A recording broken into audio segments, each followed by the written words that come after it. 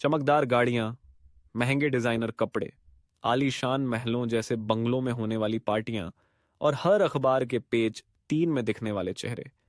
ये है इंडिया का हाई सोसाइटी। लेकिन क्या ये सिर्फ दिखावे की दुनिया है या इसके पीछे एक गहरा नेटवर्क, पावर गेम और सामाजिक वर्चस्व की कहानी छुपी हुई है? भारत में हाई सोसाइटी का मतलब सिर्फ अमीर होना नहीं है। ये एक खास तबका है जहां पैसा, पावर और पोजीशन तीनों मिलते हैं। यहां सिर्फ बैंक बैलेंस नहीं चलता, यहां नाम, खानदान और कनेक्शन भी उतने ही मायने रखते हैं।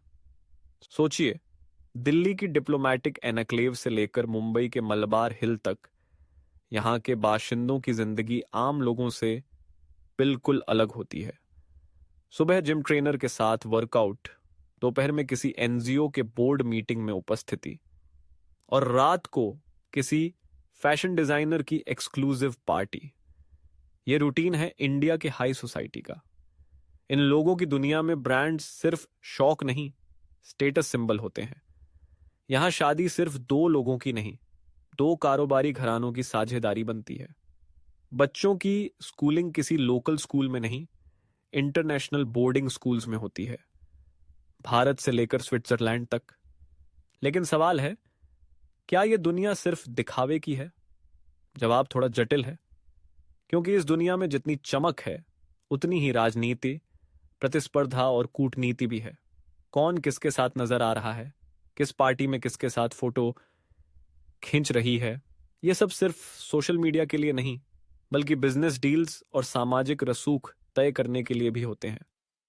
भारत की हाई सोसाइटी में शामिल होने के लिए सिर्फ अमीर होना काफी नहीं, आपको सही सर्कल, सही अंदाज और सही परवरिश भी चाहिए। अक्सर पुराने राजघरानों, बिजनेस टाइकून, बॉलीवुड सितारों और पॉलिटिकल फैमिलीज का दबदबा यहां नजर आता है। इन पार्टियों, दाने और इवेंट्स के पीछे एक पूरी इंडस्ट्री काम करती है।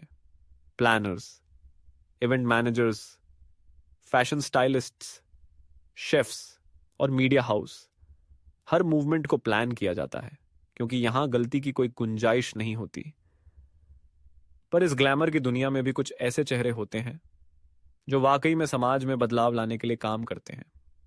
चाहे वो महिला सशक्तिकरण के लिए फंड रेजिंग हो या बच्चों की शिक्षा के लिए चैरिटी इवेंट, हाई सोसाइटी के कई लोग अपने रसूख का इस्तेमाल सही दिशा में भी करते हैं।